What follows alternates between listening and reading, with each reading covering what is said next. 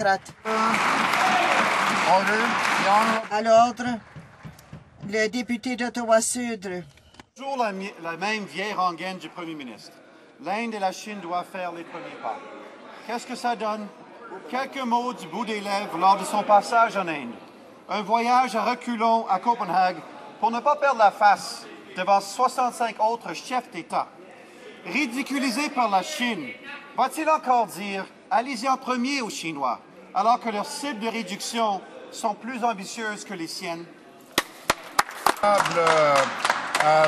Secrétaire parlementaire du ministre de l'Environnement.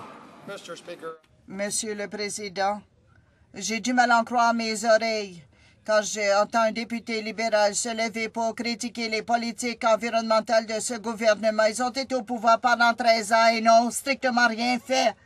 Le seul parti qui fait de gros efforts, qui travaille avec les partenaires internationaux pour en arriver à une entente à Copenhague. Et ce pays, ce député doit devenir plus sérieux lorsqu'il parle de l'environnement. Le député d'Ottawa-Sud, hier, le ministre a décrit de son plan sur les changements climatiques un résumé de 2 pages. Vraiment, il l'a dit. Pendant 4 ans, les conservateurs réformistes se sont cachés derrière des cibles de réduction de l'intensité des émissions.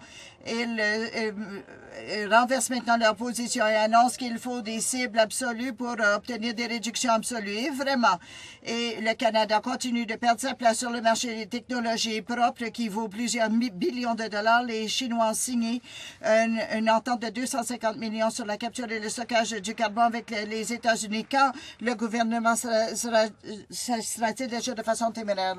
Le secrétaire parlementaire, je ne suis pas le seul à dire que les libéraux n'ont rien dit. Voilà ce qu'a dit le commissaire à l'environnement. Il a dit lorsqu'il s'agit de protéger l'environnement, les libéraux ont fait de belles annonces, mais ensuite, ces promesses étaient oubliées. Les libéraux doivent cesser de faire le petit jeu politique et doivent être sérieux au sujet des changements climatiques.